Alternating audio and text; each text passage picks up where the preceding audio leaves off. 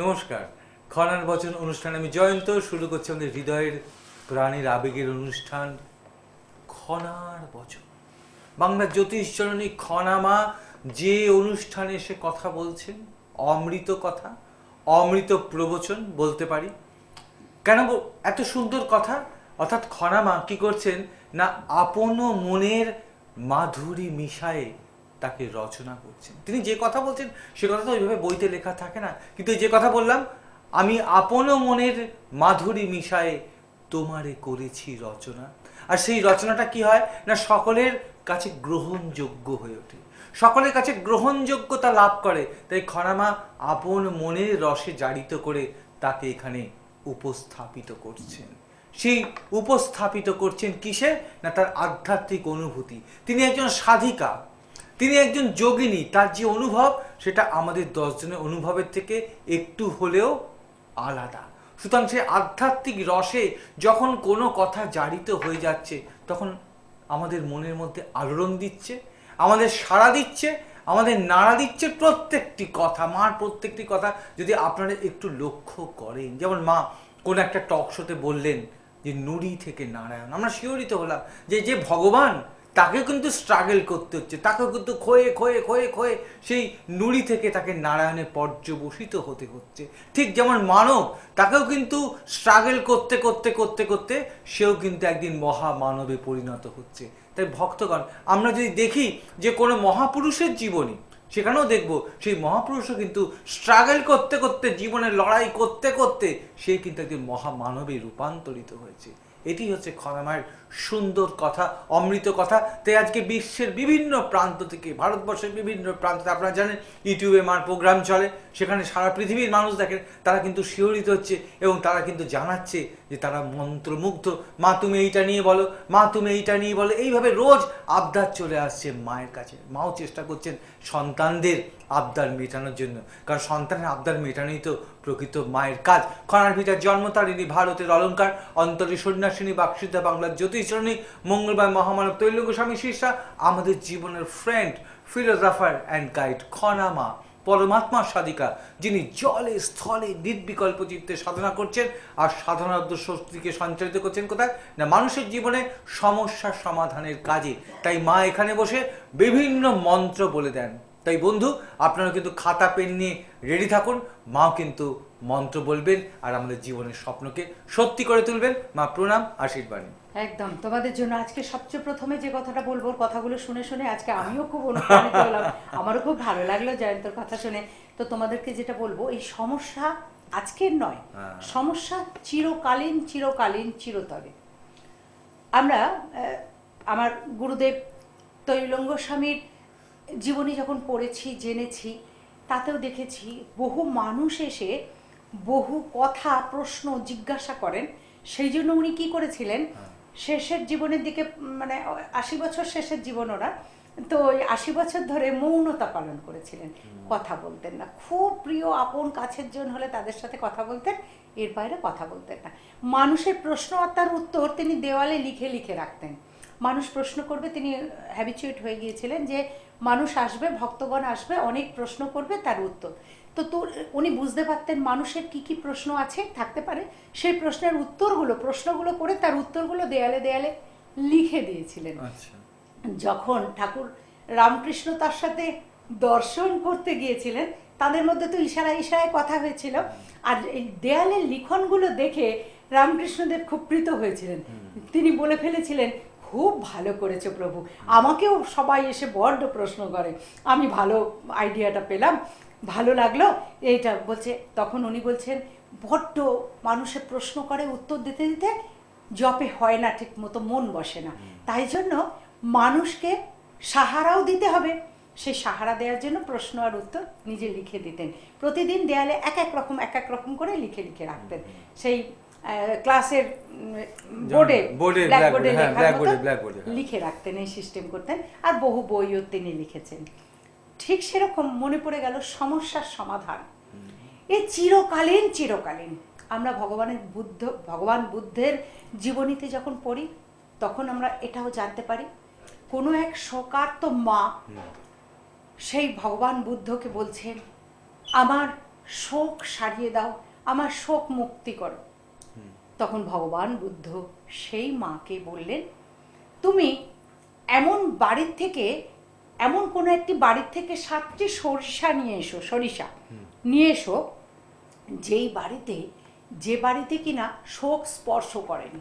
আচ্ছা, অর্থাৎ যে বাড়িতে কোনো শোক নেই, কোনো দুঃখ নেই, এরকম বাড়ির থেকে তুমি, অনেকবার বুঝিয়ে বললেন আগে তাকে যে হবে না, এটা সম্ভব নয়, এটা হয় না, মা নাছোড়বান্দা কিছুতেই নয়, বারবার তাকে ধরে ধরে তার পায়ে ধরছেন, পায়ে পড়ছেন, আমাকে শোকমুক্ত করো, আমার সন্তানটিকে বাঁচিয়ে দাও।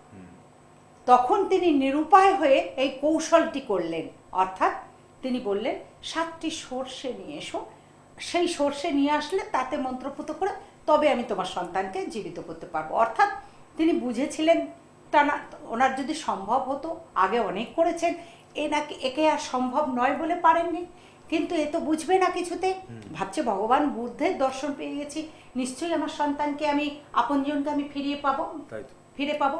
তাই জন্য যেহেতু বুঝছেন না বলে বুদ্ধদেব এই বুদ্ধিটা করেছিলেন। তো গাঁওকে গাঁও সেই মা ঘুরেছেন, বলেছেন যে বাড়িতে, প্রতিটি বাড়িতে গিয়ে বলেছে তোমাদের যদি কোনো শোক না থাকে আমাকে 7টা সর্ষে দাও। 7টি কেন, 70টি সর্ষে সবাই দিতে পারবে, 700 সর্ষে দিতে পারবে, কিন্তু শোকমুক্ত কোনো পরিবার পাওয়া যায়নি। প্রত্যেকটি পরিবারই বলছে কি করে দিই বলো তো, আমার তো এই শোক আছে, আমার তো এই দুঃখ যন্ত্রণা আছে। আর একটি পরিবার সেও বলছে কি করে দিই বলো তো, আমার তো এই শোক আছে, এই দুঃখ যন্ত্রণা আছে। তাহলে শোকমুক্ত পরিবার পাওয়া যায়নি, যেখান থেকে মাত্র 7টি সরিষা পাওয়া যাবে, সেই সরিষা দিয়ে সে তার প্রিয়জনের প্রাণ ফেরাবে, ভগবান বুদ্ধদেবের হাতে দিয়ে ভগবান বুদ্ধদেব তাতে মন্ত্রপুত করে দেবেন। হয়নি। কিন্তু এর থেকে আমরা কি জানতে পারলাম? সমস্যা আজও আছে, সমস্যা চিরকাল ছিল, অর্থাৎ সমস্যাবিহীন নেই। আমরা যদি আরেকটু ডিপে চলে যাই, রামচন্দ্রের জীবনী দেখি, সেখানে কি দেখবো আমরা? সেখানেও নানান সমস্যা, নানান যন্ত্রণা। আমরা যদি আরেকটু উপরে উঠি, দক্ষ যজ্ঞের কথা ভাবি, তাহলে সেই সতী আর শিবের জীবন, সেখানেও অশান্তি, সেখানেও যন্ত্রণা। তাহলে যন্ত্রণা সর্বদাই, তার থেকে তবু রেহাই চাই, সান্ত্বনা একটাই, সেটি হলো তাকে নির্ভর করতে চাই। তাকে নির্ভর করো, তার উপরে নির্ভর করো, তার সাধনা করো, তাকে ডাকো, তিনিই পারবেন সমস্যার সমাধান করতে, তিনিই পারবেন তোমাকে রক্ষা করতে। জীবে বলো কেবা কিবা করে, তাই তো, ঠিক কথা, স্বামীজির কথা। জীবে বলো কেবা কিবা করে, তো জীবে কিছু করতে পারে না, চেষ্টা মাত্র। আমরা সাধারণ জীব, আমাদের চেষ্টা মাত্র। আমাদের যদি তিনি কৃপা করেন, সেই কৃপা মহাপ্রসাদের মতন তোমাদেরকে বিলিয়ে দিতে পারবো। তাই জন্য দরকার তার কৃপা। তার কৃপা তো সহজে হবে না, এমনি সুইচ দিলেই তো লাইট জ্বালানো তো হবে না। তার কৃপার জন্য সাধনা দরকার, তার কৃপার জন্য আরাধনা দরকার, তার কৃপার জন্য তপস্যার দরকার। সেইগুলি যে ঠিক ঠিক ঠিক মতন করতে পারবে, সেই পারবে জগৎ সংসারের সকল মানুষকে শান্তি ফিরিয়ে দিতে। অবশ্যই যারা তার কাছে আসবেন। দূর থেকে প্রার্থনা করা যায়। আমি কতগুলো বিশ্ব শান্তি যজ্ঞ করি, তোমরা জানো, বছরের মধ্যে 4টি বড় বড় বিশ্ব শান্তি যজ্ঞ করি। আমি মহামৃত্যুঞ্জয় যজ্ঞ করি, একদিন ব্যাখ্যা করব মহামৃত্যুঞ্জয় যজ্ঞ মানে কি, মৃত মানুষকে কি ফিরিয়ে দেওয়া নাকি অন্য কিছু, একদিন ব্যাখ্যা। হ্যাঁ, শুনবো আপনার মুখ থেকে অবশ্যই, একদিন ব্যাখ্যা খুব শুনবো, ভালো লাগে। তো এই সমস্ত করে, এমনকি সাবিত্রী, সত্যবান, ধর্মরাজের পুজো সেখানে হয়, মূর্তি সহ এনে প্রাণ প্রতিষ্ঠা করে, ঘট স্থাপন করে পুজো হয়, হোম যজ্ঞ হয়, তপস্যা হয়। কেন হয়? যাদের স্বামী নিয়ে খুব যন্ত্রণা, অর্থাৎ স্বামী রোগে ভুগছে, স্বামীর ক্রমশ অধঃপতন হয়ে যাচ্ছে, সেটিও একটি রোগ, অধঃপতনে চলে যাওয়া। ক্রমশ ড্রিঙ্ক করছেন, ভুল পথে চলে যাচ্ছেন, ওটিও একটি রোগ, সেখান থেকেও সরাতে হয়, সেখান থেকে সারাতে হয়। অর্থাৎ যাদের স্বামী স্ত্রীতে বিচ্ছেদ হয়ে যাচ্ছে, কখনো বা চিরবিচ্ছেদের সম্ভাবনা, কখনো বা বেঁচে থেকেও বিচ্ছেদ, সেটিও বড় বেদনা, সেটি বড় কষ্টের, বড় যন্ত্রণার। মারা গেলে তবু মনে হয় ঈশ্বর নিয়েছেন, ফেরার আর পথ নেই, কিছু করার নেই, কিন্তু থেকে নেই, স্বামী বেঁচে আছেন, তবু স্বামী বাড়ি ফিরছেন না রাতে। সেই রাত্রে জেগে জেগে, রাত্রে জেগে জেগে, অনাহারে অনিদ্রায় সেই সতীলক্ষ্মী মৃতপ্রায় হয়ে যায়। অনাহারে অনিদ্রায় সেই সতীলক্ষ্মী মৃতপ্রায় হয়ে যায়। কিভাবে হয়? ভাবিত হয়। সেই স্বামীর যন্ত্রণা, স্বামীর কষ্ট, স্বামী বুঝেও বুঝছে না, স্বামী নিজের শান্তির সন্ধান খুঁজছে, কিন্তু যাকে পেয়ে আগে প্রথম জীবনে শান্তি পেয়েছে তার কথা আর ভাববার তার সময় নেই। একেও বলা হয় এক মৃত্যু, অপমৃত্যু, একেও বলা হয়। তার কারণ সে যে থেকেও নেই। এর যন্ত্রণা যে বুঝেছে সেই বুঝেছে, এছাড়া কেউ বুঝবে না। আবার কোনো কোনো ক্ষেত্রে স্বামী আছেন, বাড়ি ফিরছেন, সবই ঠিক আছে, নাটক হচ্ছে, অর্থাৎ একই গৃহে আছে, পাড়া প্রতিবেশী, এমনকি বাড়ির আর বাসিন্দারা সবাই দেখছে, নিকটজনেরা জানছে স্বামী স্ত্রীতে মিল আছে, কিন্তু ঘরের মধ্যে গিয়ে আলাদা বিছনায় শুচ্ছে, কেউ কারোর সাথে কথা নেই, লোক দেখানো কথা, তোমার খাবার দিয়েছি এসে তুমি খেয়ে নাও, হ্যাঁ বলো তোমার জন্য কি আনতে হবে ইত্যাদি, কিন্তু দুজনের মধ্যে প্রাণের মিল নেই, কথা নেই। বলো তো কত যন্ত্রণা, কত কষ্ট, কত কষ্ট। সেই জায়গার থেকে সরানোর জন্য হোমযজ্ঞ করা হয়, সাবিত্রী পুজো করা হয়, সাবিত্রী যজ্ঞ করা হয়, এইগুলো করা হয়। যেমন প্রজাপতির যজ্ঞ করা হয়, প্রজাপতি ঋষিকে সন্তুষ্ট করা হয়, তাঁর কৃপা নিতে হয়। বগলামুখীর যজ্ঞ করতে হয়, তাঁর কৃপা নিতে হয়, কি কারণে? বিবাহিত, অবিবাহিতদের বিবাহের জন্য।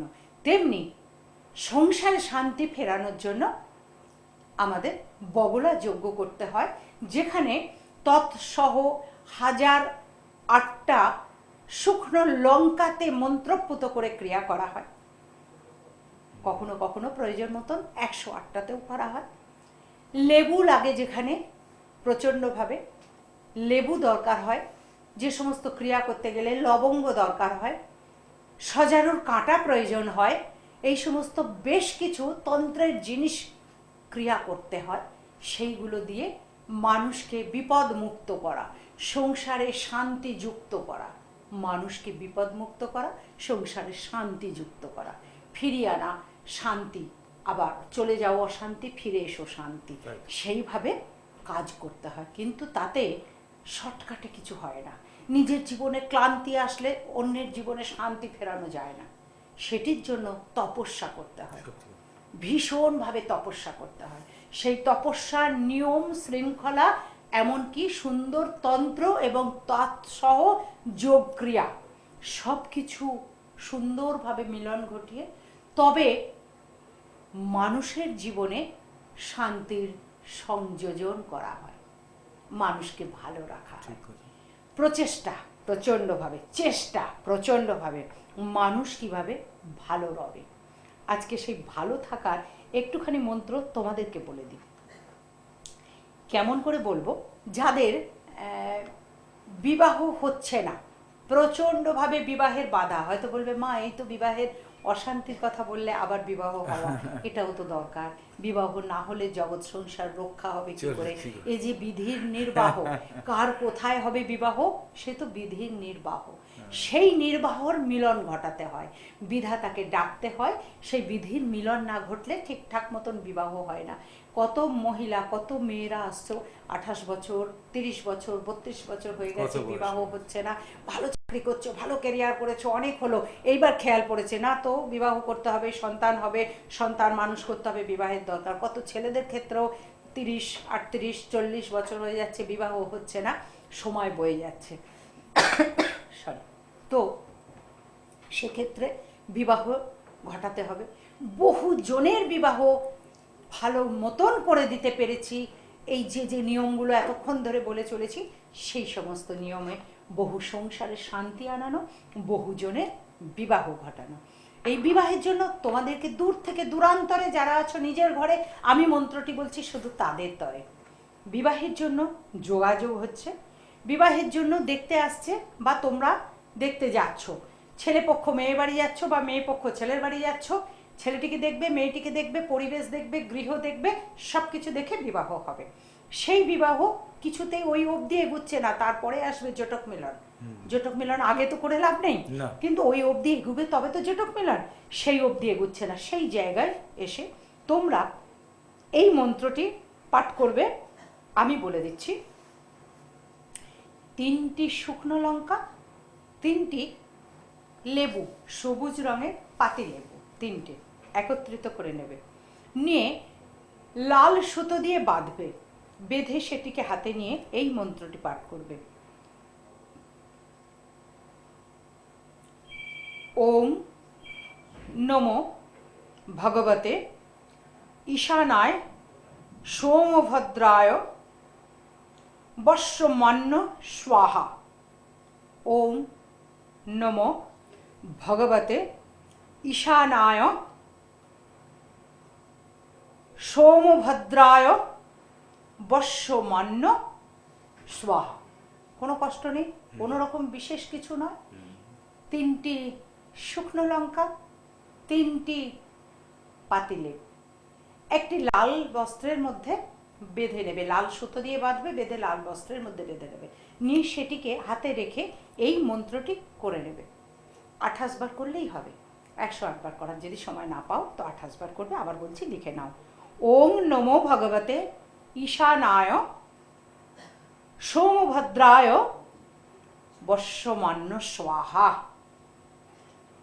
দেখবে যাদের যাদের বাধা আছে, বিবাহ হচ্ছে না, এই মন্ত্রটি করে পাত্র বাড়ি যাও, পাত্রের বাড়ি যাও, মেয়েকে দেখতে যাও, পাত্রীকে দেখতে যাও বা পাত্রকে দেখতে যাও, ফাইনাল কথা বলতে যাও।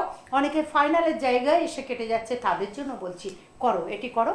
এটি করার পরেই দেখবে যেখানে যেখানে যাবে যখন সেই শুভ কাজের জন্য, সেই সময়ে এই মন্ত্র, সেই সময় এই ক্রিয়াটিকে সঙ্গে নিয়ে যাবে।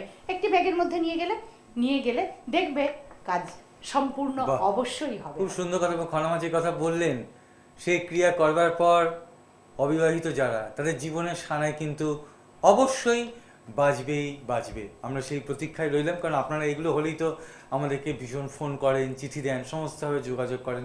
সেই প্রতীক্ষাতে আমরা রইলাম, সবার মঙ্গল হোক, খনামা যেটা বললেন। তাই বলি, আমরা ছিলাম, আমরা আছি, আমরা থাকবো।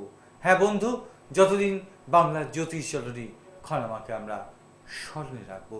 কাছের মানুষ, কাজের মানুষ, আমাদের জীবনের friend, philosopher and guide Khonama. ব্যাস, মনের কথা বলে যেতেই হবে আমাকে এখন চলে। সময় আমায় একথাই দিচ্ছে বলে আমি কথা দিলাম আবার আসবে চলে, ঠিক সময় হলে সকল মনের কথা উজাড় করে দেব বলে। কারণ তোমাদের ভালোবাসি বলে। বহু আশা নিয়ে আমি এলাম এই পৃথিবীতে, মানুষের মাঝে ভগবান আছে সেটি খুঁজে নিতে। তোমাদের সকলের চৈতন্য হোক, তোমাদের সকলের মঙ্গল হোক, মঙ্গলময় ঈশ্বর সদাই তোমাদের সঙ্গে থাকুন। তোমরা সকলে অনেক ভালো থাকো, অনেক ভালো থাকো, অনেক ভালো থাকো। কে তুমি মা, বলো না মা।